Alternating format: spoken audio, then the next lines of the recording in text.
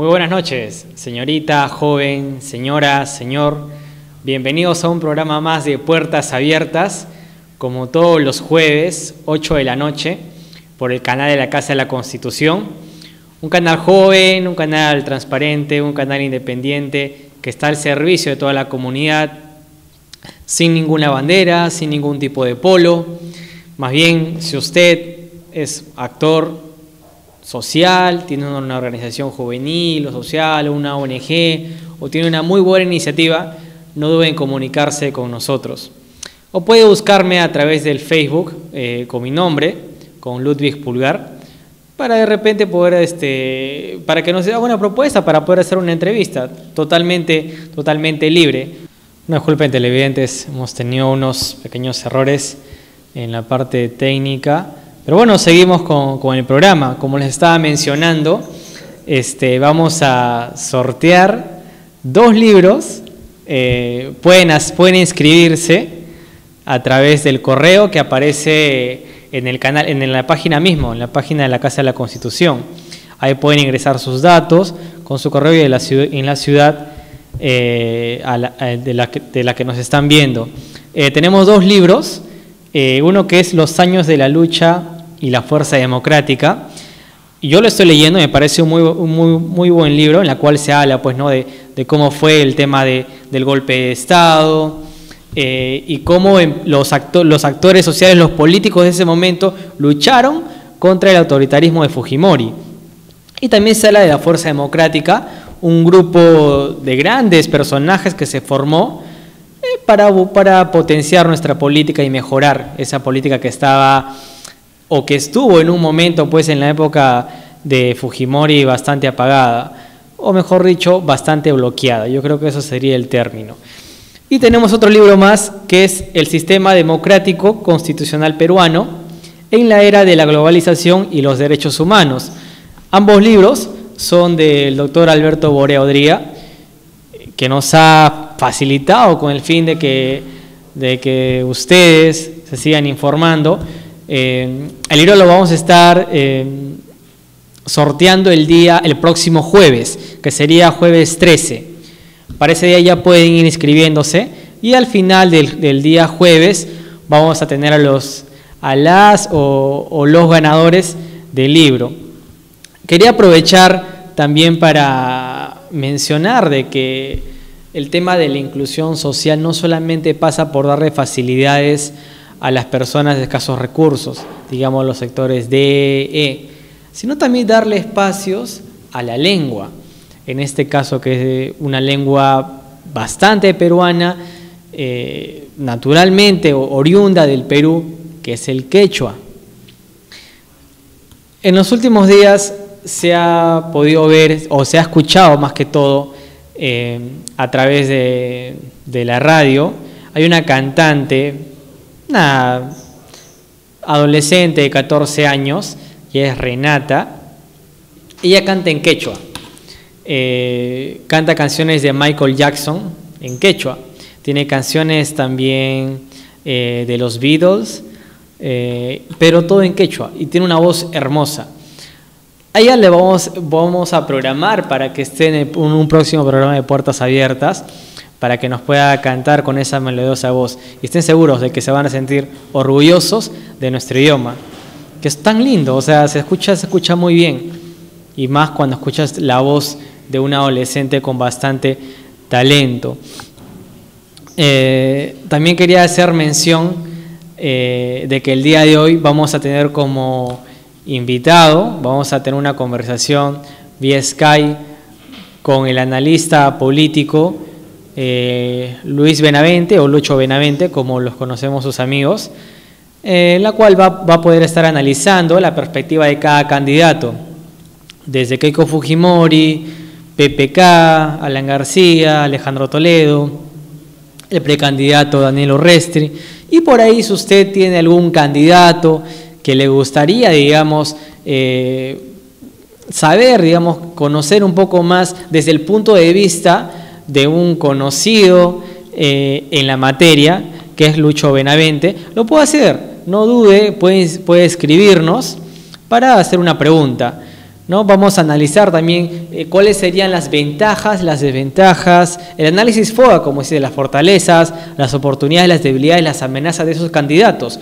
Y si es probable de que pueda surgir un outsider ante tanta desaprobación que se tiene de los candidatos que están posicionados en los primeros lugares. Bueno, hemos tenido una semana bastante agitada en el órgano legislativo, digamos, con una nueva mesa directiva que es liderada por la oposición, si se puede decir así, por Iberico, que en un momento fue él que junto a Olivera mostraron los Vladi videos. Y cosa anecdótica, ¿no? Que ahora pues haya recibido el apoyo total de los fujimoristas para llegar a ser presidente del Congreso.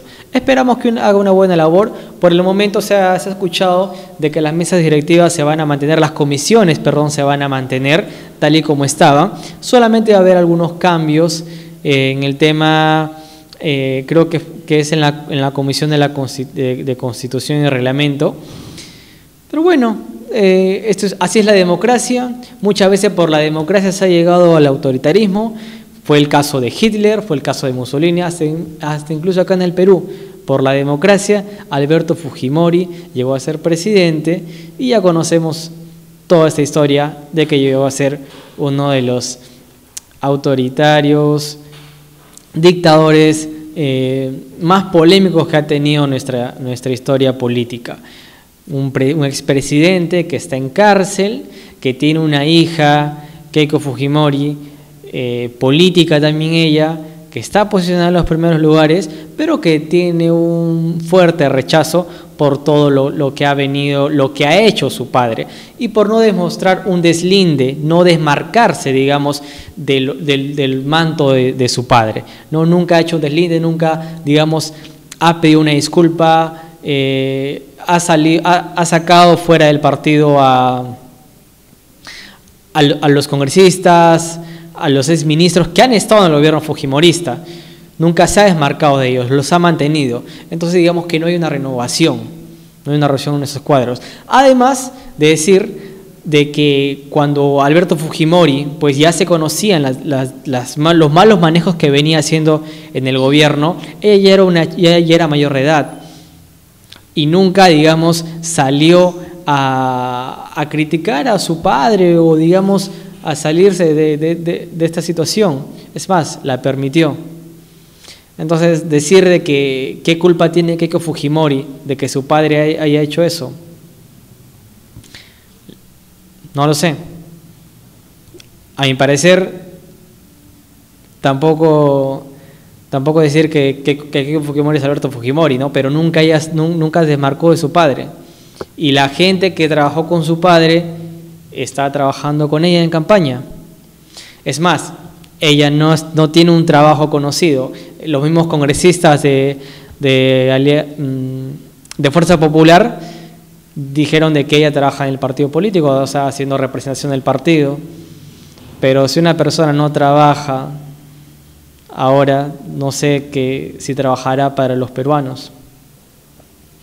No sé. Entonces, todas esas preguntas lo van a hacer a través del analista político Lucho Benavente, que ya seguramente estará en unos minutos, ya tendremos la conexión unos minutos con él, para hacer todas las preguntas, ¿no? Tenemos muchas preguntas que hacerlos. De repente hay sorpresa en estas elecciones. Siempre los candidatos que vienen en los primeros lugares son los que al final terminan descendiendo. Y es más dolorosa la que ella cuando estás ahí arriba. Vamos a ir a una pausa comercial y estamos de regreso ya con Lucho Benavente para conversar un poco más sobre los y las candidatos.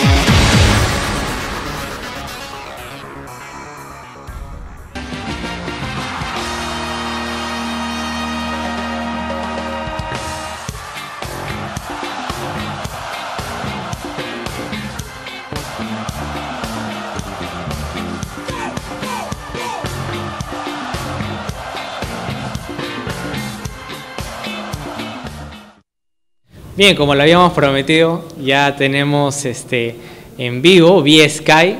Hay que aprovechar siempre la tecnología con el analista político. Él es director de Vox Populi, Comunicación y Marketing. Él asesora en temas de empresas, en temas en campaña, con el cual hoy vamos a poder conversar.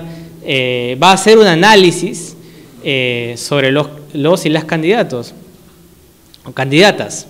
Keiko Fujimori, Alan García, PPK, Daniel Urresti, Alejandro Toledo, y también vamos a poder, Vox Populi hizo hace más o menos, debe ser una semana o 2 semanas, una encuesta relacionada a la popularidad de los partidos políticos y de los candidatos al sillón presidencial en cuanto a redes sociales, específicamente en Twitter y en Facebook. Bien. Doctor Luis Benavente, muy buenas noches. Buenas noches, Ludwig. Un saludo para ti y para todo el público que tienen. Sí, estamos en vivo a través del canal de la Casa de la Constitución. Un canal joven, un canal transparente, un canal independiente. Acá no tenemos ninguna bandera política, no tenemos ningún polo. Acá somos, no tenemos ningún partido por el momento. Doctor, permítame decirle Lucho en esta oportunidad, permítame tutearlo, como se dice. Muy bien, Lucho, ha salido en la República, si no me equivoco, salió un artículo en el cual usted hacía un análisis, el análisis FODA, de los candidatos presidenciales, en este caso de Keiko Fujimori. Mostraba sus fortalezas, las oportunidades, su debilidad y las amenazas. ¿Cuál sería el análisis, digamos, preciso que usted puede dar de Keiko Fujimori, la candidata que está punteando en ese momento las encuestas? A ver, ella tiene algunas fortalezas, tiene un número bastante grande de seguidores. El fujimorismo será compuesto en el país. Mucha gente no se explica cómo, porque consideran que hubo muchas denuncias, Fujimori está en la cárcel, hubo temas de corrupción, violaciones de derechos humanos, pero el fujimorismo y Keiko Fujimori se han recompuesto y tienen el primer lugar en la intención de voto. Ahora, veamos que esa intención de voto no es una intención de voto sólida, es volátil, es cambiante. No se puede decir que un porcentaje muy alto del voto que tiene Keiko Fujimori, ni ninguno de los candidatos en la actualidad, es un voto fidelizado, un voto duro, un voto comprometido, un voto que no va a variar, no. Por lo menos la mitad de la intención de voto es un voto cambiante, fácilmente, ¿no? Ella tiene, sí, algunas fortalezas, tiene juventud, ya no es tan joven como hace 5 años en la campaña anterior, donde la juventud era una debilidad tal vez, era un riesgo, ahora ya está un poquito más madura, tiene muchos seguidores en todo el país, tiene el fujimorismo un buen posicionamiento en el ámbito rural, donde hay un 22% de voto. El 22% del voto es en el medio rural. En la elección anterior, para el 2011, era 24%. Hay 2 puntos porcentuales de retroceso del medio rural frente al medio urbano. Bueno, 22% es bastante grande. Y en ese espacio, donde también tenían posicionamiento Ollanta y Alejandro Toledo, ellos dos han perdido. Y digamos que no hay ningún otro candidato de que pueda hacerle la competencia en el tema rural. Por ahora no, pero eso va a ser cambiante, ¿no? Y ella también tiene debilidades, pues, ¿no? Tiene, digamos, la herencia política del padre, que tiene aspectos negativos en temas de corrupción, violación de derechos humanos, falta de institucionalidad en el país. Precisamente si estamos en la Casa de la Constitución, hubo una constitución pues que no fue respetada en el año 1992, y eso es en el ámbito estrictamente político, ¿no? Por otro lado, también tiene un voto muy femenino. En 2011 el doble del voto que tenía entre hombres era entre mujeres. Entonces una debilidad es que no tiene voto masculino y es la mitad de la población. No sé qué va a hacer si quiere conquistar, seducir a los hombres para que voten por ella, ¿no? Electoralmente me refiero, políticamente. Claro. Hablando, ¿no? Ese es el caso de Keiko Fujimori, pero ella, así como los otros candidatos que van adelante en las encuestas actuales, tienen un voto muy débil. En realidad, ahora, a 8 meses de la elección presidencial de abril del próximo año, yo diría que solo un 25% máximo ha decidido su voto. Hay un 75% de gente que no ha decidido el voto y la mayor parte de ellos lo van a dejar hasta el verano. Porque en general en el Perú hay muy poca cultura política, muy poco interés en la política y encima la política está muy desprestigiada, no está muy atractiva. Y los políticos también, si no veamos todo lo que está ocurriendo. Entonces recién en enero, febrero, marzo es cuando el ciudadano común y corriente, la gran mayoría de personas se pone en el dilema de tener que elegir por quién votar. Y en ese momento, algunos de los candidatos que van adelante hoy van a caer. Van a caer porque llegado el verano, el enfrentamiento entre ellos va a ser muy fuerte, yo diría que va a ser casi feroz. Y ya hoy se ha visto, ¿no? Hoy ya salió una pancarta y un afiche ahí, creo que fue en la parte de la vía expresa, referente a PPK, y que lo hizo pues este grupo aprista que es Renovar. Claro, no, es que ahí ellos, PPK y Alan García, están compitiendo el segundo puesto. Lugar. Pero eso no se va a congelar, porque para el verano, decía, va a haber mucho enfrentamiento, mucho más que ahora, pero además también hay muchas denuncias. A ver, Mauricio de Canseco ha sido acusado de un tema de lavado de activos. Un tema tributario, ¿no? De una defraudación al fisco por 41 millones de soles, exactamente. Sobre Acuña Peralta hay algún tema que se ha soltado en estos días en la Comisión de Fiscalización del Congreso. Sobre García está el tema de narcoinducto, sobre Toledo está el caso de Coteva, sobre Keiko Fujimori salió un tema vinculado a los ingresos de su marido, etcétera, etcétera, etcétera. Entonces, y también se le cuestiona de que ella no tiene un trabajo pues fijo, ¿no? O sea, no trabaja en una empresa o como una consultora, sino, como dijeron los propios parlamentarios del Fujimorismo, ella trabaja para el partido. Entre acusaciones, incluso acusaciones fiscales, temas judicializados en el Poder Judicial, etcétera, acusaciones y ataques, va a producirse un desgaste muy grande en el verano. Entonces, justo en el momento en el cual la gran mayoría de ciudadanos se pone ante el dilema, tengo que elegir a alguien, y en ese momento va a canalizar esa furia, esa rabia, ese malestar tan profundo que tiene contra el sistema político en la actualidad, y en ese momento los que están arriba se están matando. Entonces, no va a ser atractivo votar por ellos. Entonces, ellos van a perder voto. Y claro, y algunos de los que vienen atrás van a subir, que es lo que siempre ocurre, no es nada nuevo lo que estoy diciendo. Como ya se vio en las elecciones pasadas, donde digamos teníamos un Toledo que estaba en la punta, pero al final terminó desinflándose. Sí, todos los que van adelante en las encuestas caen, ¿no? No quiero decir que necesariamente Keiko va a caer, pero en algunos estudios que hemos hecho hemos encontrado que ella tampoco tiene un voto muy fidelizado. Sí. Licenciado, vayamos por el segundo puesto. Las encuestas nos figuran de que está Pedro Pablo Kuczynski. ¿Cuál es el análisis FODA que nos puede dar de Pedro Pablo? A ver, él tiene aspectos favorables, fortalezas, es carismático, comenzó a crecer un poco en los segmentos más bajos al final del proceso de la primera vuelta en el 2011, probablemente ha tenido medio crecimiento ahí. Aparte del carisma, también él tiene facilidad de acceso a fondos de campaña, a captar dinero para campaña, y el dinero en campaña es muy importante porque para precisamente eso, para hacer campaña y ganar votos, tiene eso a su favor. Creo que tiene en su feeling cierta capacidad de entusiasmar al votante que otros candidatos pueden haber perdido, como Alan García. Entonces, ahí tiene fortalezas PPK, tiene debilidades.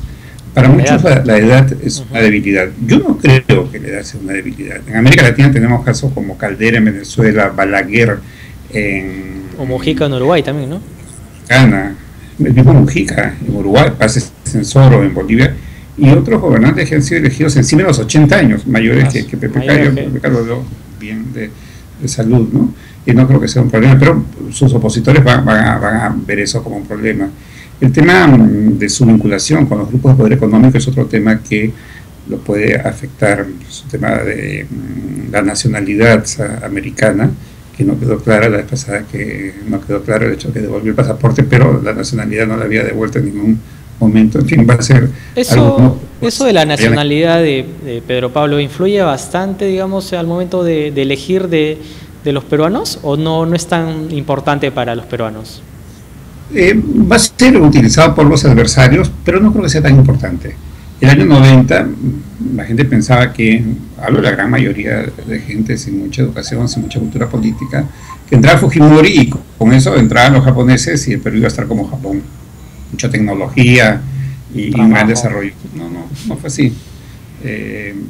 Ahora pues podrán pensar que con PPK los gringos van a estar acá y Perú va a ser como Estados Unidos y que es el pariente rico de América, ¿de acuerdo? El más poderoso del mundo, etcétera. Yo creo que ese tema no va a ser algo negativo, porque él, digamos que ha vendido una imagen ya. Él es un poco el gringo buena onda, no es el gringo estirado, distante, pituco, claro, serio. No, es un gringo que se mata de risa, que se acerca a la gente, que se deja tocar más de la cuenta. Más de la cuenta, como dice, ¿no? Carcajada y con un poco de simpatía, ¿no? Entonces ha logrado eso. Licenciado, ¿y usted cree que PPK tiene apoyo de las juventudes? ¿Es cierto eso? A ver, en 2011 se dijo que él tenía apoyo de la juventud y eso era algo falso, eso no existía. Porque había un grupo de gente joven que hacía bastante ruido en las redes sociales y los PPCausas y un poco de publicidad orientada a los jóvenes y a los escolares, ¿no?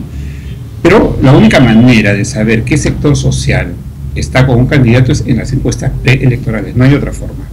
Ahí puedo saber si los hombres están con un candidato, las mujeres están con un candidato, los jóvenes con tal candidato, el medio rural con tal candidato. Sí, las encuestas, cuando vemos la segmentación de los resultados, ahí encontramos eso, ¿no? Entonces no había encuestas preelectorales que digan que los jóvenes mayoritariamente estaban con PPK.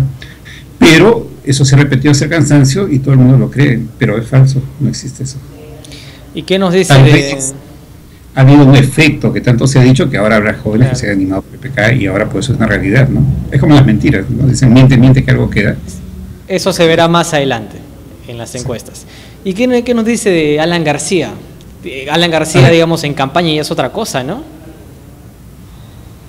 García tiene aspectos a favor, como lo que señala, su oratoria, es un gran orador, tiene muchos recursos para enfrentar a un auditorio, sabe actuar como candidato, es un buen candidato, a diferencia de, por ejemplo, Castañeda del Ocio, a pesar que gana elecciones, ¿no? Pero como candidato presidencial fue muy malo, Alejandro Toledo fue un muy mal candidato, realmente ingobernable. Ingobernable, me imagino, por sus asesores, que no actúa de una manera muy adecuada como candidato. García es un buen candidato, tiene buena oratoria, tiene una estructura partidaria muy frondosa, muy amplia, muy grande, que le va a permitir mucha gente que se movilice para buscar votos, hasta en la cola. Pensemos que un 12 a 15% de peruanos decide el mismo día de la elección. O sea, eso de que en la cola se está decidiendo es verdad. Y ahí están los compañeros haciendo campaña el mismo día. Y también eso le permite tener personeros en muchísimas mesas, ¿no? Y ahí hay una pelea de voto por voto y sabemos que muchas de esas elecciones son muy ajustadas, muy estrechas, como las dos veces, del 2001 y el 2006, que García le ganó por décimas a Lourdes Flores y logró pasar a la segunda vuelta. Eso pasa por el mismo hecho de que Alan García pues es de un partido bastante organizado, ¿no? Como es el APRA. No sé si será bastante organizado, pero tiene bastante gente, eso sí. Claro. Bastante direcciones. Sí, y tiene debilidades García, pues porque, a ver, últimamente se le ve muy fastidiado, muy molesto. Yo creo que ha perdido un poco, no sé si logra recuperar esa capacidad de encantar, de fascinar a la gente, ¿no? Creo que por un lado, por otro lado está muy golpeado por el tema de narcoindultos. Y el día de hoy la mitad de las primeras planas de los diarios tenían en portada las visitas que esta mujer brasilera vinculada aparentemente a la corrupción en ese país había hecho al presidente y a Palacio de Gobierno. Entonces hay un tema adicional que va a tener una secuencia en los próximos meses. Entonces eso ha llevado a que García en ese momento sea el candidato que tiene el índice más alto de rechazo, que llega a cerca del 38%, mientras Toledo apenas llega a un 17%, y bueno, no es poca cosa tampoco, y Keiko Fujimori llega solo al 10%, a pesar de la herencia del padre, que tiene muchos aspectos bastante negativos. Yo creo que para García va a ser una elección bastante difícil, porque además tiene una competencia directa muy fuerte. En el fondo, Keiko Fujimori, PPK, y él representa lo mismo desde el punto de vista ideológico, de propuesta de programa económico y de propuesta social. Son lo mismo, ¿no? No hay y mayor... se puede decir que entre ellos tres, Keiko, Alan, mismo PPK, solo va a salir uno, o sea, uno, digamos, los que representan a la derecha, y el otro personaje que va a ir a la segunda vuelta va a ser uno de izquierda, o no necesariamente va a pasar eso. A ver, Ludwig, me va a comprar una bolita de cristal en Ripley y te contesto. No, pero mucho se habla, ¿no? De que siempre hay posibilidades, de que siempre en la segunda vuelta va uno de derecha y uno de izquierda. ¿Siempre Sí, se da eso o no? No, no necesariamente, ¿no? Muchas veces han sido dos de derecha. Digamos que hay uno que está más a la derecha que el otro y hay otro que está más a la izquierda que otro, ¿no? Pero sin embargo, el voto no es ideologizado. O sea, si yo voto por tal, mayoritariamente en el Perú no voto porque sea de derecha o sea de izquierda, voto porque hay razones emocionales. El voto es una decisión emocional fundamentalmente que me llevan a esa actitud y luego a esa conducta de votar, de darle mi voto a uno de los candidatos. No, el voto ideológico es muy minoritario. Claro, siempre hay una perspectiva ideológica en todo proceso de elecciones, ¿no? Pero la decisión de voto no es fundamentalmente ideológica, y además este es un país donde la gente tiene muy poca cultura política, o no hay casi cultura política. Entonces, donde no hay cultura política no hay interés por la democracia, no hay interés por las elecciones, no hay interés por la política, no hay interés por los candidatos, y al final se decide por razones básicamente emocionales. Entonces, yo creo que ahí no hay tanto voto ideológico. Ahora, sí, yo creo que pueden caer definitivamente, ¿no? Y acá ya saco mi bola de cristal, porque lo que ya explicaba antes, estamos a 8 meses casi de la elección, sí, a 8 meses, exactamente a 8 meses. 8 meses. En ese momento, si yo pregunto por quién va a votar en una encuesta y sumo lo que tienen todos los candidatos, va a sumar un 80% y aparentemente hay un 20% de indecisos. Pero esas respuestas no son unas respuestas de total convencimiento, no son respuestas fidelizadas, no son respuestas por convicción, son respuestas por tendencias, son respuestas por posicionamiento, por simpatía, por recordación, ¿no? Porque al ciudadano no le importa mucho la política, hablo del 80% de ciudadanos que no les importa. Entonces, a esas alturas, decía antes, hay un 75% de personas que no han decidido el voto. Y cuando llegue el verano, repito lo que había puesto antes, esos candidatos que están arriba van a estar en un enfrentamiento tan fuerte, va a haber tantas denuncias y el ciudadano está tan harto de la política que al ver a ellos dicen, lo mismo, y si agregamos a Toledo, no queremos a lo mismo. PPK no es tan lo mismo que los otros tres, pero ya puede entrar al mismo saco o puede desmarcarse, depende de la habilidad que tenga en cambio. Licenciado, y aprovechando todo esto, lo que nos viene diciendo, ¿usted cree que hay espacio ante un 75% de personas indecisas que todavía no deciden por su voto para un outsider? ¿O de repente un candidato que viene con menos porcentaje de colocarse allá arriba? Sí, definitivamente. La historia nos dice que sí, hay posibilidades. No digo que es una seguridad.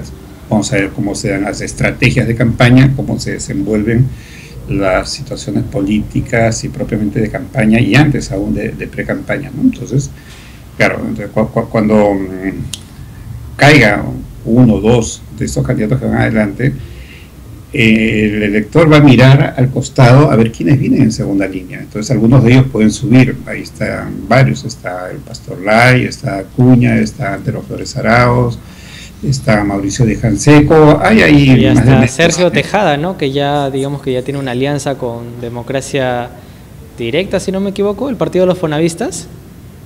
Democracia Directa, sí. Y bueno, ahí hay otros más, ahí Yehude Simón, etcétera, ¿de acuerdo? Entonces, alguno de ellos puede emerger, cosa que ocurrió antes. Pero además hay otra posibilidad. En este momento más o menos hay entre una decena y una docena de precandidatos. Pero hay como 20 partidos inscritos en el jurado de elecciones que pueden poner candidato. Y algunos otros partidos pueden lograr la inscripción en los meses que vienen. Entonces hay unos 10 partidos que tienen candidato y unos 10 partidos que no tienen candidato. Yo me pregunto, a ver, ¿qué pasa si uno de estos partidos pone de candidato a un Gastón Acurio o a una figura tipo Beatriz Merino? Son dos personajes que tienen mucha popularidad, que tienen mucho arraigo, que son muy entrañables, que pueden generar mucha votación. Automáticamente se pondría en una situación más o menos interesante. u otra persona, o alguien que venga desde atrás y comience a crecer, ¿no? Entonces, en el análisis actual tenemos estos tres que van adelante, Toledo que está en cuarto lugar, luego el otro sector de donde pueden despuntarse algunos y subir y pasar al primer nivel, y otros que pueden aparecer en el camino que no sabemos quiénes son, ¿no? Y a los candidatos más radicales que se conocen, digamos al padre Marco Arana, por ahí Goyo Santos, ¿usted le ve de repente peleando una segunda vuelta o lo ve un poco complicado eso? Lo veo complicado. Usualmente quienes van en una posición más extrema no llegan a la segunda vuelta, usualmente.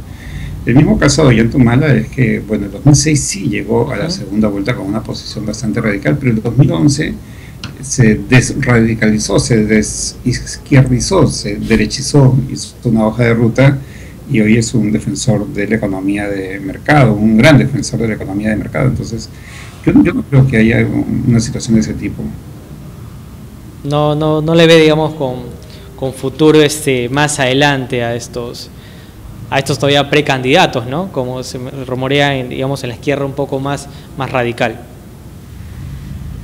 Mientras mantengan una posición radical, no, un buen candidato tiene que ser, y acá, digamos, más que lo que tenemos, ¿qué ocurre? A ver, ¿cuál es el ánimo de la gente, lo que está observando?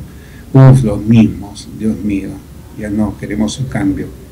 Entonces, esa actitud va a ir creciendo en los próximos meses, porque además estos meses ya con el tema brasilero ya va a ser el acabose, entonces va a haber más desprestigio de los candidatos, y con todos los ataques y denuncias que hay, entonces ellos se van a caer, entonces alguien va a tener que aprovechar ese espacio, van a surgir otros, ¿no? Pero no con un criterio ideológico, ¿no? Entonces quienes tienen posturas muy radicales normalmente no tienen mucha posibilidad porque generan temor, generan miedo, y el ciudadano y en general el ser humano pues quiere preservar su seguridad, quiere seguridad, ¿no? Entonces, a ver, en los últimos 15 años el Perú ha dado un pequeño salto económico,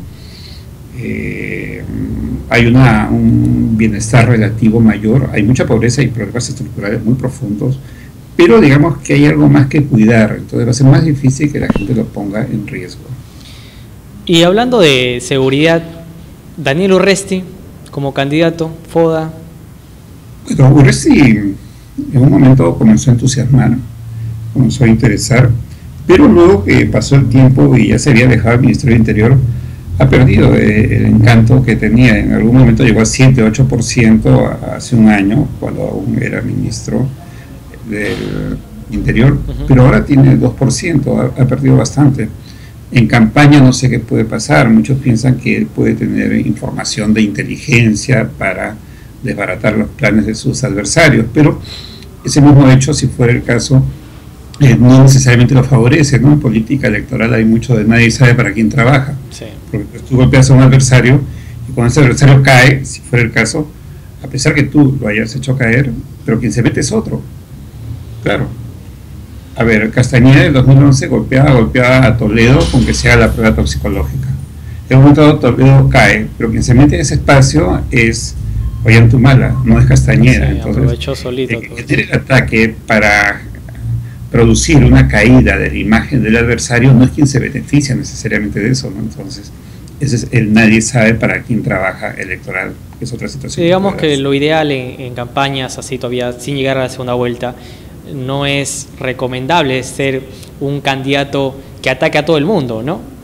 No hay que ganarse pleitos. No, por muchas razones, porque, a ver, al final de la campaña por la primera vuelta hay un proceso de transferencia de votos, donde algunos candidatos se caen y otros surgen. En ese proceso de transferencia de votos, y son muchos votos, un porcentaje muy importante de votos que se transfieren de un candidato a otro, si yo ataco a un candidato, entonces los votos de él, a la hora que pueden ser transferidos, no van a venir donde mí, porque yo lo ataqué, entonces no va a haber una solidaridad conmigo, ¿no? Más bien van a ir donde alguien afín con el que pierde los votos en ese proceso de transferencia. Entonces, por eso no es bueno atacar, porque ahí pierdo votos. Ahora, lo que pasa es que la lógica me dice que en las campañas negativas hay que destruir la imagen del adversario, por eso es que las campañas son feroces. Pero, a ver, si yo fuera candidato diría, no, yo no voy a atacar a nadie. ¿Por qué? Porque otros lo van a hacer por mí, y la prensa también. Entonces, ¿para qué me voy a desgastar yo?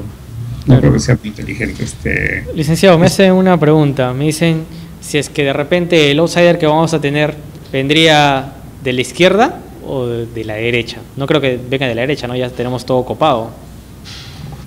No, si fuera el caso de un candidato que surja con un discurso de ese tipo, cuando tiene simpatía, es más que nada por un enlace emocional con la persona, no es por una posición ideológica.